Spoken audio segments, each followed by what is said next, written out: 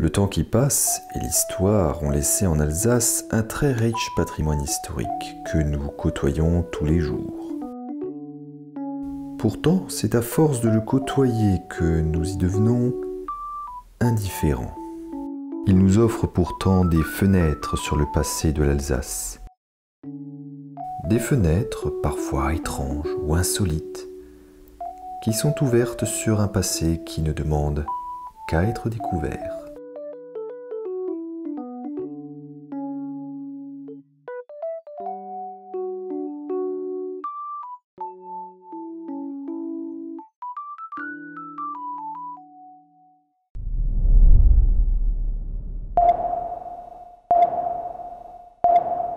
Si en Alsace, le tourisme met la cathédrale de Strasbourg en valeur, c'est autant parce qu'elle est un des symboles de l'Alsace que pour son harmonie de puissance et de beauté. Mais à l'ombre de celle-ci, fiché dans un coin de l'hôtel cathédrale, un objet vient nous rappeler que la cathédrale, comme d'ailleurs toute la ville et toute l'Alsace, ont également vécu des temps particulièrement tragiques. Ici, aux 12 places de la cathédrale, nous voyons très distinctement un obus, comme fiché dans sa course descendante, quelques instants avant d'avoir pu frapper le sol et exploser.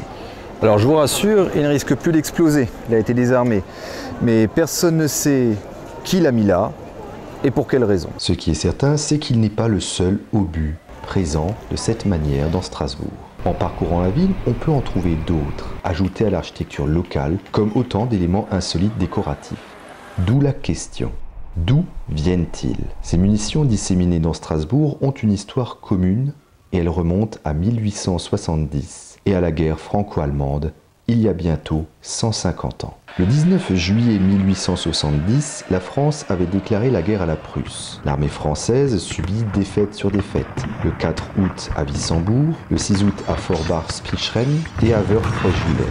Elle quitte alors l'Alsace avec les Allemands derrière elle, et Strasbourg se retrouve en première ligne alors qu'elle n'avait même pas été préparée à la guerre. Le 13 août, les troupes allemandes du général Werder encerclent la ville, et c'est alors que débute l'épisode du siège de Strasbourg. Du 15 au 28 août, l'artillerie allemande bombarde la ville. D'ailleurs bien plus la ville elle-même que les installations militaires. Le général von Werder pensait qu'en bombardant la ville directement, la population pousserait le général Ulrich, commandant de la place, à capituler. Mais il refusa de se laisser faire et ne désarma pas. Du coup, le général von Werder concentra les actions sur les installations militaires et engagea des travaux d'approche des fortifications afin de préparer un assaut sur la ville. Alors qu'il voulait mener un siège court, Strasbourg lui résistera durant plus d'un mois. Mais entre-temps, et surtout du 23 au 28 août, la ville a accumulé les ruines.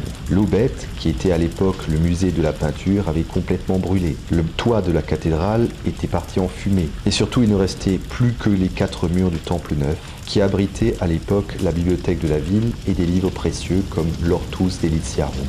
Il n'en restait plus que des cendres. Des quartiers entiers de Strasbourg sont consumés par les flammes et de nombreux Strasbourgeois sont morts ou blessés, mais surtout se retrouvent sans abri. Mais il ne faut pas croire que la garnison de Strasbourg soit restée sans rien faire. Durant le siège, elle tenta par 3 fois de retarder ou de briser l'encerclement allemand. Dans l'ancien cimetière de Schiltigheim, à côté de l'obélisque dédié au médecin-maire Louis Jacobi, maire de Schiltigheim qui soigna des blessés lors du siège de Strasbourg, se trouve un monument qui se rapporte à une des sorties effectuées par la garnison de Strasbourg. Ce petit monument a été dressé pour rendre hommage aux soldats français qui ont tenté une sortie de reconnaissance en direction de Schiltigheim le 18 août 1870. Ils ont cependant été bloqués par les barricades que les Allemands avaient dressées. Le bilan côté français fut de 6 morts et d'une vingtaine de blessés. Ce monument, érigé peu de temps après la guerre, n'a pas toujours été à cet endroit. Il a été placé dans ce cimetière en 1984. Il se trouve aujourd'hui dans un carré à côté d'un autre monument dédié, lui, aux Chilicois victimes de la barbarie nazie. Mais il ne faut pas croire que les Allemands étaient à l'abri. Eux aussi ont payé le prix du sang. S'il existe d'autres monuments du genre, celui qui est situé à côté de l'église protestante d'Oberhausbergen est surtout une bonne illustration du changement de mentalité avec les siècles. Il a été érigé entre 1904 et 1905 par l'Association des pionniers de Strasbourg en hommage à des soldats allemands décédés lors du siège. La devise écrite est « Gott, Ehre, Vaterland » ou Dieu, honneur et patrie. À l'époque où ce monument aux morts fut érigé, ça n'avait rien de choquant. C'était une manière comme une autre d'afficher le patriotisme. Et c'est l'aigle qui coiffe l'édifice qui se démarque. vu qu'il s'inscrit dans l'évolution des mœurs. Parce que ce n'est pas l'original qui se trouve ici, mais une copie en résine qui a été en partie financée par l'Eurocorps. L'original, abîmé par plus de 100 ans d'intempéries, a été restauré et se trouve aujourd'hui au fort Großherzog von Baden, aussi appelé Fort Frère, toujours à Oberhausbergen. Alors comme dit, tous les monuments, qu'ils soient grands ou petits ou de n'importe quelle nationalité, doivent être respectés. On le sait peu, mais durant le siège de Strasbourg, une ville allemande a été touchée. Elle a eu le triste privilège d'avoir été la seule ville allemande bombardée par l'armée française. Il s'agit de la ville de Kehl, voisine directe de Strasbourg. Cette ville, qui ne comptait à l'époque que 1700 âmes, fut le lieu d'installation d'une batterie d'artillerie qui pilonna la citadelle de Strasbourg. Mais la citadelle avait les moyens de répondre et la ville fut bombardée par les canons de l'armée française et incendiée. Le monument aux morts de la ville est dédié aux 27 soldats originaires de Kehl qui sont décédés lors du siège. Lui aussi a une histoire insolite. La figure féminine semble ne pas être à sa place sur ce monument guerrier, et pourtant elle en est l'élément central. De son nom Mutter Kinzig, du nom de la rivière traversant Kehl et qui se jette dans le Rhin, elle fut un élément décoratif du pont sur le Rhin entre Strasbourg et Kehl, qui fut inauguré en 1861. Ce pont fut dynamité côté badois le 22 juillet 1870, comme c'est écrit sur la face avant du monument. Mutter Kinzig von der gesprengter Rheinbrücke, 22. Juli 1870. La partie du pont qui avait été dynamitée sera reconstruite en 1874 et l'on avait alors oublié cette statue jusqu'à ce qu'elle soit redécouverte, intacte, lors des travaux de construction du port de Kehl en 1897. En 1905, elle devient la figure principale du mémorial érigé place du Marché à Kehl. D'un côté comme de l'autre, la guerre fut une épreuve et de nombreux morts en résultèrent. L'idée d'une fraternité au-delà de la mort entre soldats ennemis n'est pourtant pas nouvelle. Le symbole le plus fort de cette manière de penser est très certainement la tombe collective du cimetière Saint-Urbain où 128 soldats allemands et français reposent ensemble alors qu'ils étaient ennemis durant l'épisode guerrier du siège de Strasbourg. Alors si l'épitaphe que l'on voit ici sur cette tombe ne précise pas la nationalité et française et allemande des soldats enterrés ici, la précédente, elle, le précisait. Elle est d'ailleurs encore visible sur le dessus de la tombe. Pour ma part, je trouve que le fait de ne plus citer la nationalité des soldats enterrés là n'est pas une mauvaise chose, car devant la mort, toutes les différences s'effacent. Mais pour voir le monument emblématique dédié aux morts de 1870, rendez-vous à l'École des Arts Décoratifs de Strasbourg, au 1 rue de l'Académie. Ce monument, sobrement dédié aux victimes du siège, interroge. Pourquoi ici? Pourquoi l'avoir bâti en ce lieu? Encore une fois, c'est tout sauf un hasard.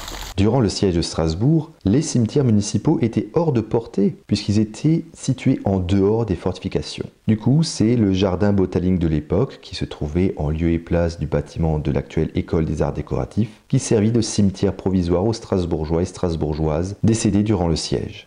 Le monument fut érigé en 1874, en hommage à ces mêmes hommes et femmes qui n'ont pas survécu à cet épisode tragique de l'histoire de Strasbourg.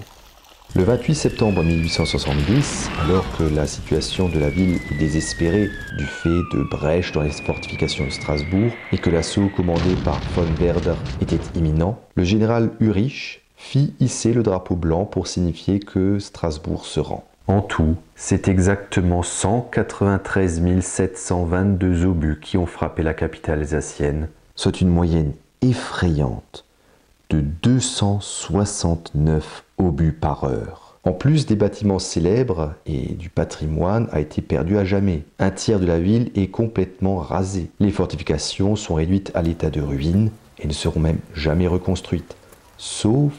Il reste en effet un petit morceau de ces fortifications qui a été conservé puis restauré et qui se trouve être un morceau de la citadelle de Strasbourg, l'actuel parc de la citadelle. Et vu la taille impressionnante du vestige, on peut facilement imaginer la taille exceptionnelle du vaisseau de pierre que formaient les fortifications de Strasbourg entre 1685 et 1870. Strasbourg a donc capitulé le 28 septembre. Après la guerre, Strasbourg, comme toute l'Alsace et l'actuelle Moselle, devient allemande. Elle fut reconstruite, embellie, agrandie et modernisée. On peut se dire que nous avons vu tous les faits marquants du siège, si ce n'est un dernier petit événement, mais qui a son importance. La fontaine des Uriquois, qui se situe place du Pont au Chat, nous fait part d'un événement qui a eu lieu durant le siège. L'arrivée d'une délégation suisse le 10 septembre 1870, alors que Strasbourg était bombardée en continu, et qui demanda à ce que les civils de Strasbourg soient évacués. Le général von Werder autorisera le départ de 2500 hommes, femmes et vieillards strasbourgeois qui furent accueillis en Suisse. Les Suisses avaient alors honoré une alliance qui était vieille de plus de 400 ans. Mais ça, nous en parlerons la prochaine fois. Bien voilà, c'est la fin de la vidéo. J'espère que ce nouveau format vous a plu. Si c'est le cas, n'hésitez pas à cliquer sur le pouce bleu et à partager la vidéo sur les réseaux sociaux. Quant à moi, je vous donne rendez-vous pour une prochaine vidéo et une prochaine expédition. Salut Bissom.